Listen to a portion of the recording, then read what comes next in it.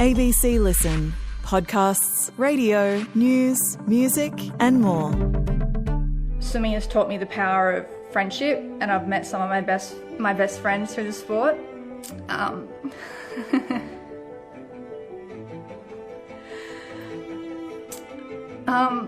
And swimming's taught me that,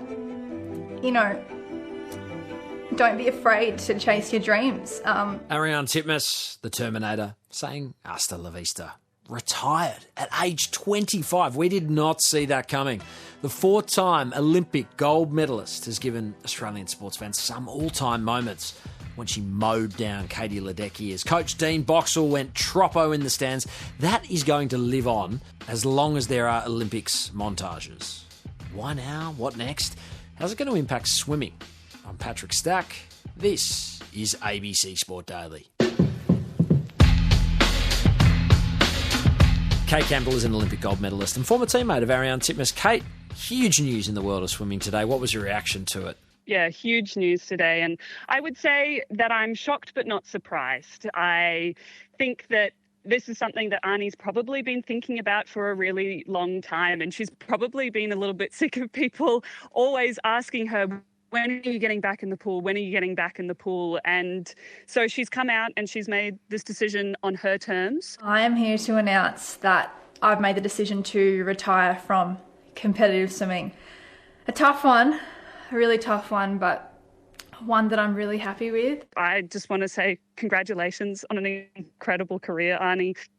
Thank you for all the wonderful moments that you have given us. It's been a joy and a privilege to share the pool deck with you, and I want to wish her all the very best for whatever comes next.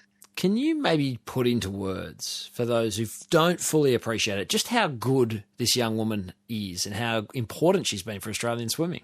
Arnie is one of those once-in-a-generation athletes, and she should be held up as one of our greatest athletes of all time.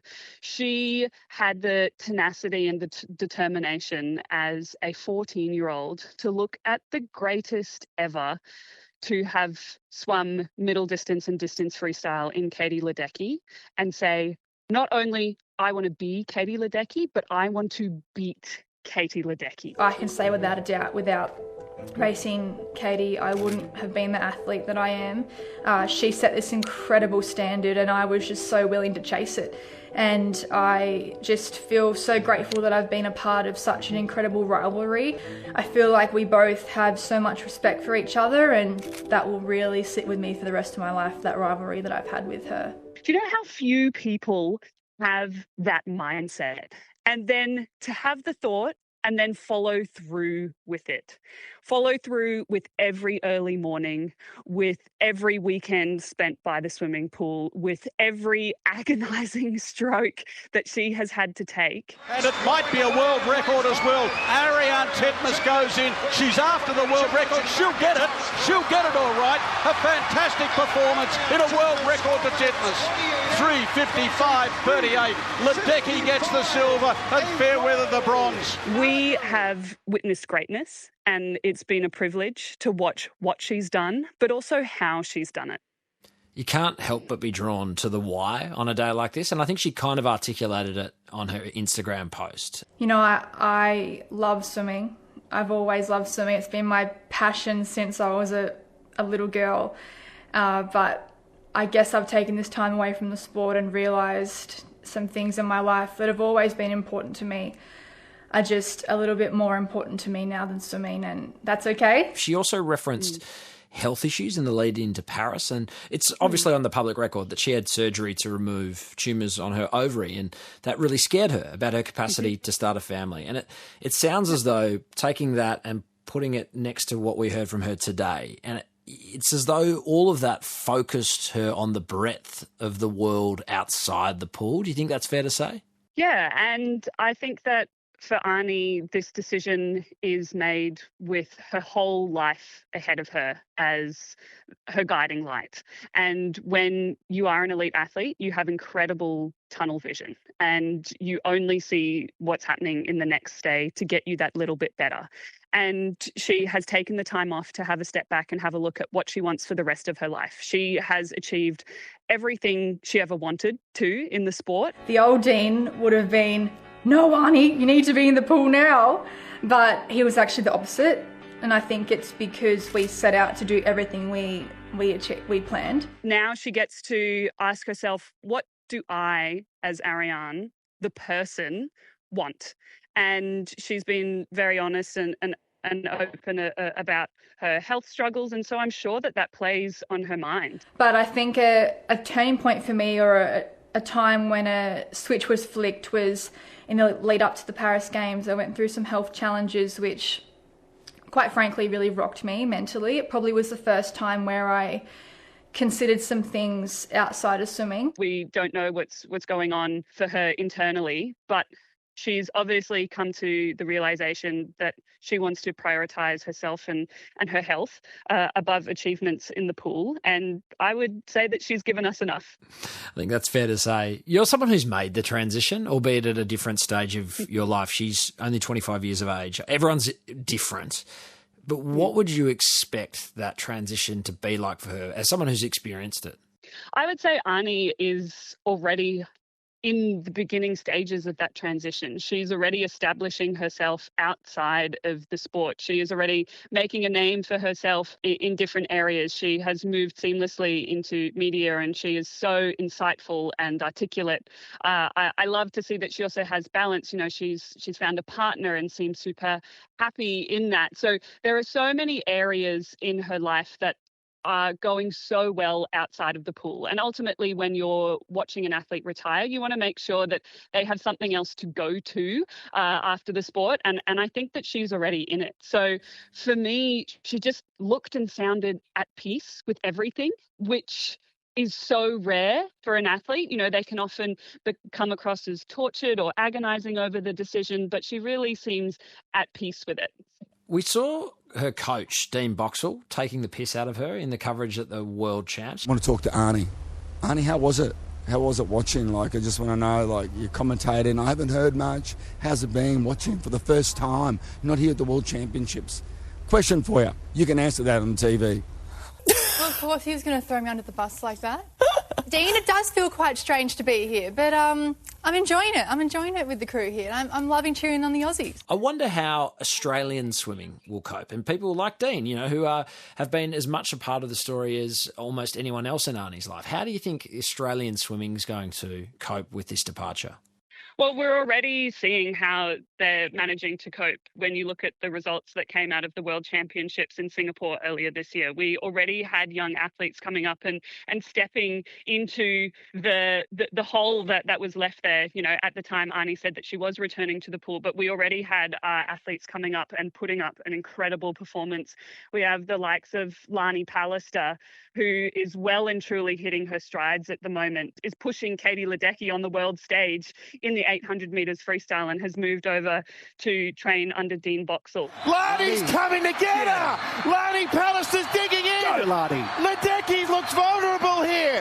Pallister's trying to become the world champion in the most unlikely manner possible! Ledecky in front! Pallister trying hard! Katie's leading! Katie's going to just win there, but what a swim from Lani Pallister to get second! I would say that swimming Australia and swimming in Australia is in a really good place, and that's not a burden that Arnie needs to bear at all. When we look at the ribbing that goes on and the trash talk that goes on between Dean and Arnie, that is a hallmark of their relationship. It's how Dean got the best out of Arnie, and he managed to unlock something in her. So I don't think that we need to read too much into that. Interesting to hear Rowan Taylor giving voice to some of the themes that you're speaking to today. As you say, there's no shortage of talent on this swim team.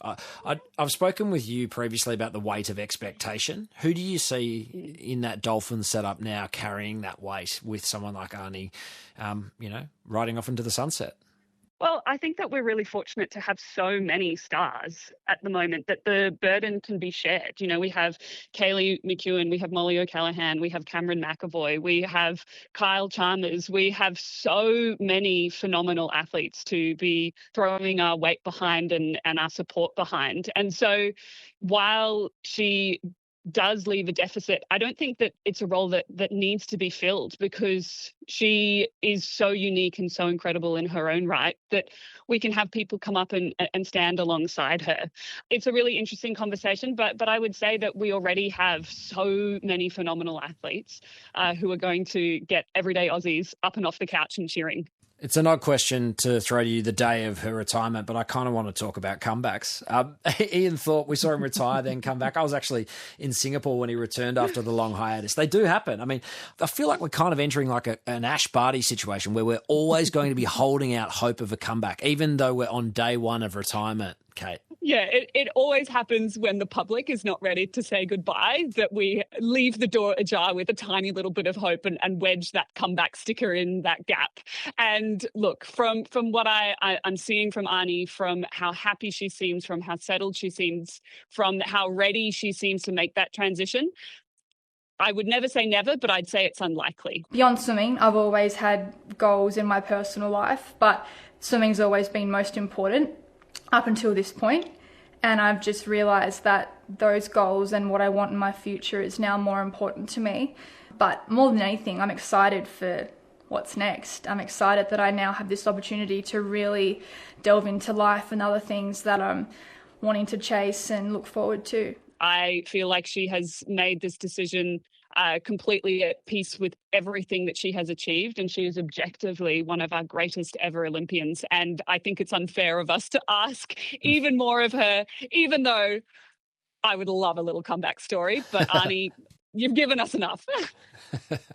She has given us so much. I just wonder, just finally, if you had to pick one moment that you really resonate with, that sort of speaks to you as a swimmer, as a competitor, as a lover of the sport, from the Titmus, I guess, archives, what speaks to you the most? Oh, I mean, that moment where she beat Katie Ledecky for the first time at an Olympic Games in an Olympic final in Tokyo, after all the setbacks, after COVID, after lockdowns. She went in facing the full knowledge that she was going to have to take down a legend, and she rose to the challenge. It was almost like she grew under that pressure. And a nation roars. The world champion is about to become the Olympic champion. She swum a mighty race. She's timed this to perfection. And Ariarne Titmus is going to win gold in Tokyo. She's our golden girl, and she's won it. She forged her name in the fire. And for me, that is one of the greatest races that we will see from an Australian at an Olympic Games. It's been a great career to enjoy watching as a fan. Kate, thanks so much for sharing your thoughts with us on a big day. No worries.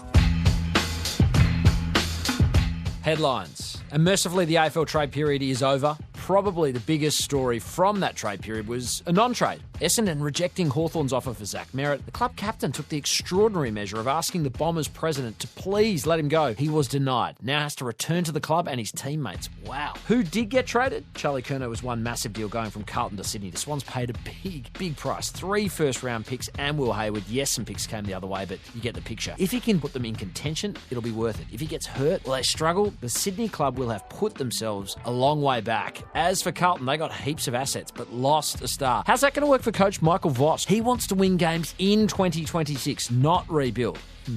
Here's the new Swan, speaking about his time under Michael Voss. Yeah, I'm going to reach out to Vossy again. I played some great footy under Vossy. We've got a great relationship. I owe him a lot. I come out of an injury from 3 years and was able to play 3 years of football in a row underneath him and play good footy. And that's probably going to be some of my best memories when I look back and finish footy. We playing underneath him. Elsewhere, the Gold Coast landed Melbourne's Norm Smith medalist Christian Petrarca. That's just the tip of the iceberg. Check out our full analysis on the ABC Sport website. An update on Test cricket batting hopefuls. Queenslander Marnus Labuschagne scored another century in the Sheffield Shield. This one came against SA. Fellow top order hopeful Jake Weatherald made 94 from 99 for Tassie against WA on a tricky deck. In contrast, Sam Constas, Ash's hopes are fading by the innings. Scott Boland had him LBW for a duck. Finally, from left field, we are edging closer to a World Series in baseball. The Toronto Toronto Blue Jays lead Seattle 2-1 in the best-of-7 series. On the other side of the draw, the LA Dodgers are 2-0 up against the feel-good story that is the Milwaukee Brewers. I'm Patrick Stack. This is ABC Sport Daily, produced by Poppy Penny. Thanks to Ariarne Titmus' Instagram, Channel 9 and World Aquatics for the extra audio used in this episode. Discover more great ABC podcasts, live radio and exclusives on the ABC Listen app.